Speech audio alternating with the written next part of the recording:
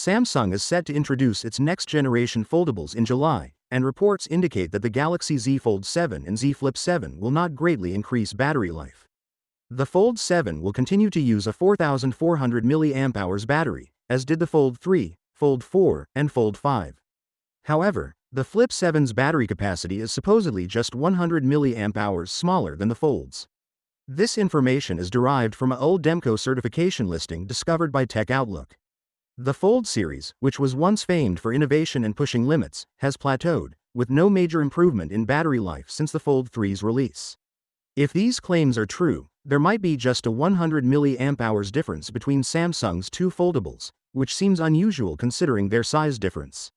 Both the Galaxy Z Fold 7 and the Flip 7 have allegedly begun production and are set to reach shop shelves shortly.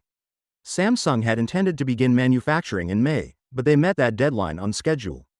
However, Samsung is reducing manufacturing estimates for the Fold 7 by 40% this year. This is owing to the folding market not exploding as some had anticipated, with sales that were solid but not exceptional. Samsung's reputation for taking daring chances is fading, as Chinese competitors charge ahead with slimmer foldables, denser batteries, and more RAM, all at a cheaper price point.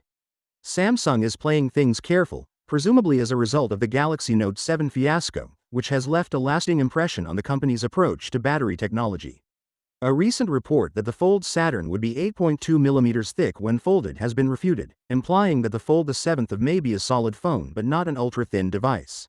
In conclusion, the Galaxy Z Fold 7 is shaping up to be a polished version of its predecessor, with Samsung juggling numerous objectives, including picking between Snapdragon and Exynos for the Flip 7, designing a hypothetical trifold phone, and preparing the Galaxy S25 Edge.